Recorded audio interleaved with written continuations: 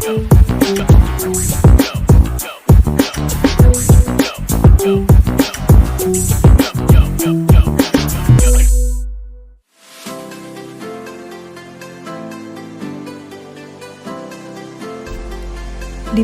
dengan hasil riset kesehatan dasar tahun 2018, hasil survei kesehatan Indonesia pada tahun 2023 menunjukkan adanya penurunan prevalensi hipertensi pada penduduk usia 18 tahun ke atas. Dari tabel berikut dapat dilihat perilaku pencarian pengobatan hipertensi pada penduduk usia produktif. Bagi yang telah terdiagnosis mengalami hipertensi, sebanyak 5,9% mencoba mencari pengobatan hipertensi, sedangkan yang meminum obat secara teratur adalah sebanyak 2,53% dan hanya sebanyak 2,3% saja yang melakukan kunjungan ulang.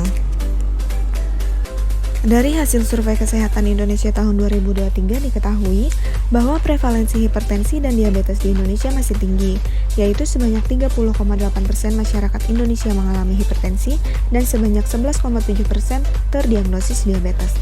Selain itu, kejadian hipertensi dan diabetes juga banyak diderita oleh penduduk disabilitas. Namun, hasil survei tersebut menunjukkan bahwa masih kurangnya minat penduduk yang telah terdiagnosis hipertensi atau diabetes untuk mencari pengobatan ke fasilitas kesehatan. Oleh sebab itu, untuk menekan angka hipertensi dan diabetes di Indonesia, maka diperlukan upaya pencegahan dan pengendalian hipertensi dan diabetes seawal mungkin.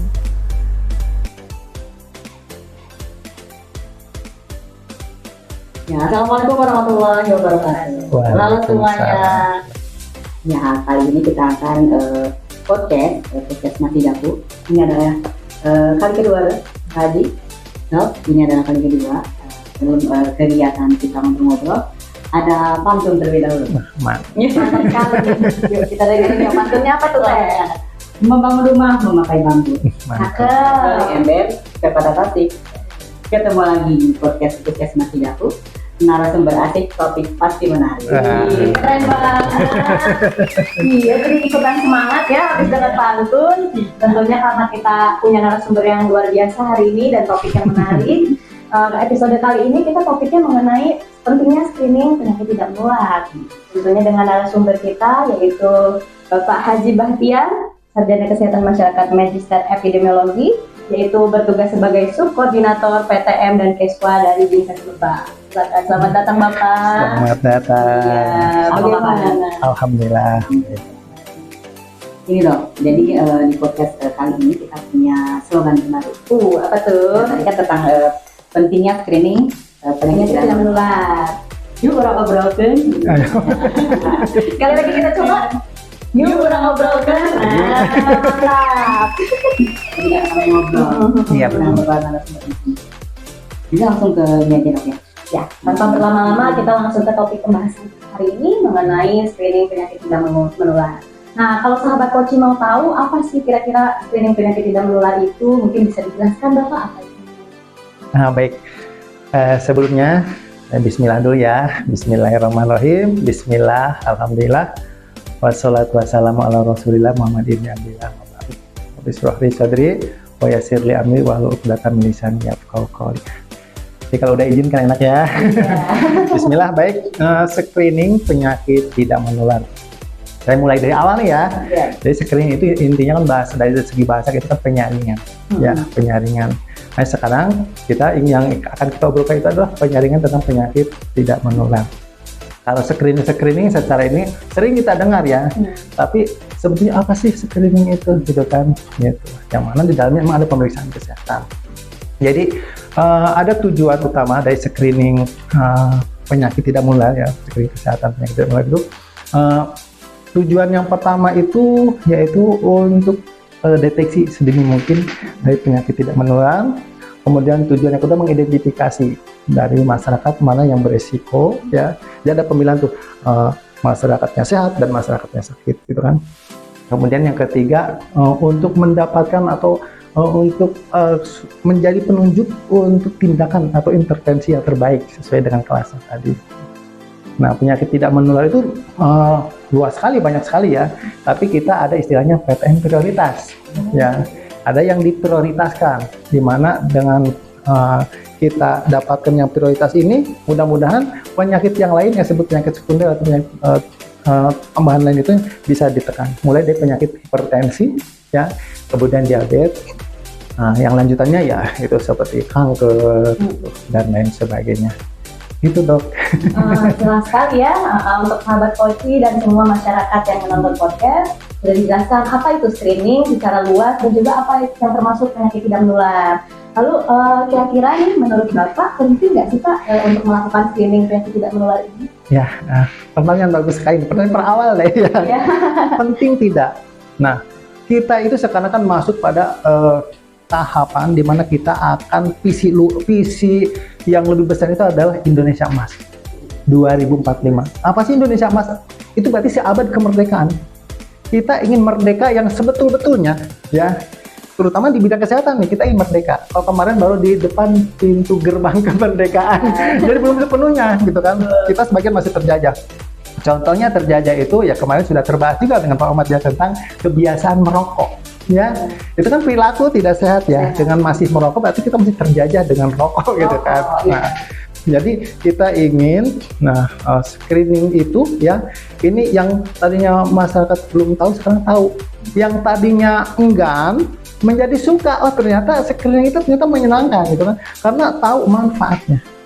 Nah ini screening adalah kalau dari segi kita ada motonya ya, kalau PTM itu cerdik. Ya, CERDIK. Nah, ada 6 nih. Ya. C itu cek kesehatan secara teratur. Ya. Cek E-nya nyalakan asap rokok. R-nya rajin aktivitas fisik. D-nya diet seimbang. I-nya istirahat cukup. K-nya kendalikan stres. Nah, jadi screening itu adalah perilaku kesehatan yang paling utama dan paling awal. Cek kesehatan. Nah, itu. Jadi itu ketika seseorang melakukan screening, sampai ada istilah tidak melakukan screening adalah kematian. Saking pentingnya ya. Jadi ke depan kita ingin ini menjadi habit, karakter orang itu kalau nggak melakukan screening malu gitu ya.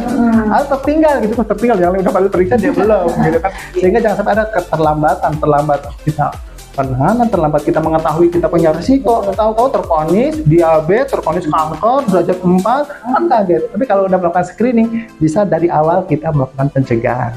Jadi tidak sampai timbul penyakit yang kita takutkan tadi. Luar biasa sekali ya penjelasannya sahabat-sahabatku yang menonton podcast ini. Oke, mungkin lanjut ke pertanyaan selanjutnya. Yang selanjutnya ini Pak Haji, kalau misalkan contoh dari penjelasan tadi ya, contoh dari PTN itu, misalkan dari ketemu di lingkungan kita, ini apa ya? Ya, dari mulai yang biasa di masyarakat nih, yang sangat mudah dulu. Kan tujuan kita apa yang bisa dilakukan yang termudah dulu. Masyarakat itu biasa datang ke pos yandu, ukur tinggi badan, berat badan. Itu juga sudah merupakan upaya ya screening. Dengan pemeriksaan antropometri istilah kita. Dengan mengukur tinggi badan, berat badan diketahui indeks massa tubuh. Ketika indeks massa tubuh di atas 25 berarti berpotensi untuk penyakit tidak menular, yaitu obesitas ya. Nah, ketika obesitas ini menjadi indikasi untuk pemeriksaan selanjutnya. Periksa gulanya, periksa tekanan darahnya ya. Jadi itu diperiksa tekanan darahnya, kemudian diperiksa gula darahnya, dan ini menjadi termasuk salah satu indikator ya untuk standar pelayanan minimal ya itu. Nah ini yang harus dilakukan seperti itu yang masyarakat. Melanjut ke kasus dari penyakit tidak menular nih Pak, tadi seperti sudah disebutkan ada penyakit diabetes, penyakit darah tinggi. Nah contoh-contoh itu kan udah masuk ke penyakitnya ya Pak. Lalu pola hidup seperti apa nih yang bisa dilakukan oleh mungkin penonton podcast kita atau masyarakat Cidahu yang bisa diterapkan di kehidupan sehari-harinya dari saran Bapak? Jadi tadi faktor resiko ya. Jadi supaya terhindar dari penyakit tidak menular ya, yang tadi saya sebutkan obesitas, hipertensi dan diabetesnya itu ada perilaku cerdiknya. Contohnya tadi kita mulai memeriksakan kesehatan teratur, menyalakan asap rokok, diet seimbang ya, kemudian istirahat cukup, kendalikan stres. Itu udah tindakan yang bisa dilakukan di masyarakat seperti itu. Ketika ini yang menjadi masalah di masyarakat nih, kalau di tingkat puskesmas nih ya, biasanya ketika terponis hipertensi dan terponis diabetes itu kan menjadi harus diperiksa rutin ya, kemudian harus minum obat rutin. Nah Nah, ini alangkah baiknya masyarakat juga selain memahami tentang penyakit ini, memahami juga tentang pencegahan dan penanganannya. Jadi, tidak mesti harus artinya kan ada yang orang cocok dengan obat, ada yang nggak cocok ya. Ternyata dengan diet seimbang, dengan makanan yang teratur, ada istilah fitoterapi, terapi buah dan sayur. Pasti ahli gizi yang di sini yang lebih paham ya. Itu bisa kita pasarkan, promosikan supaya masyarakat membiasakan mengkonsumsi buah dan sayur. Ini kan ada dijelaskan tentang diabetes. Mungkin sama pasti ada yang belum tahu karena gejala awal. Iya. Kalau diabetes mellitus itu kan diagnosa medis ya, dokternya lebih tahu nih gitu kan. Kalau kita mah diagnosa masyarakat mah itu yang kita sebut dengan kencing manis gitu kan, atau gula yang tinggi. Itu diketahuinya itu ya ketika diperiksa gula tadi kan. Nah, jadi udah tekanan darah tinggi kita periksa gitu kan. Karena ketika terponis penyakit gula tadi ya, itu akan memberikan peluang penyakit lainnya datang. Baik itu yang menyerang ke mata gitu kan, dan menyerang ke organ lainnya. Yang kita titik beratkan, kita kan di puskesmas nih ya, pencegahannya itu gitu kan, agar jangan sampai terjadi penyakit kencing manis.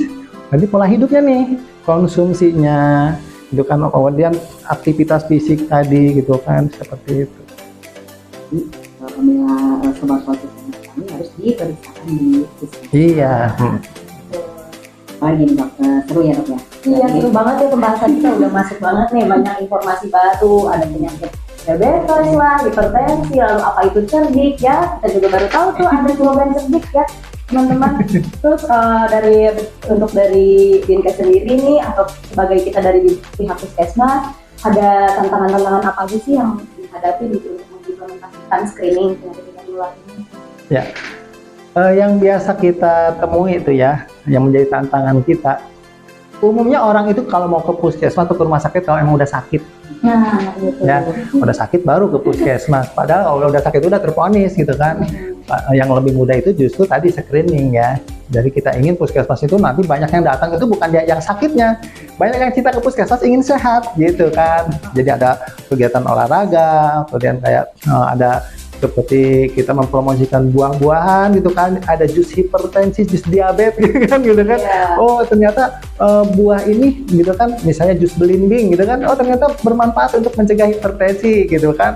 Kalau udah terponis kan minum obat hipertensi seterusnya. Tapi ketika kita tahu kita punya risiko, orang tua kita darah tinggi, apalagi udah yang stroke gitu kan, saya anaknya mungkin beresiko. Dari sekarang nih saya mau biasa dengan minum jus belimbing, misalnya seperti itu.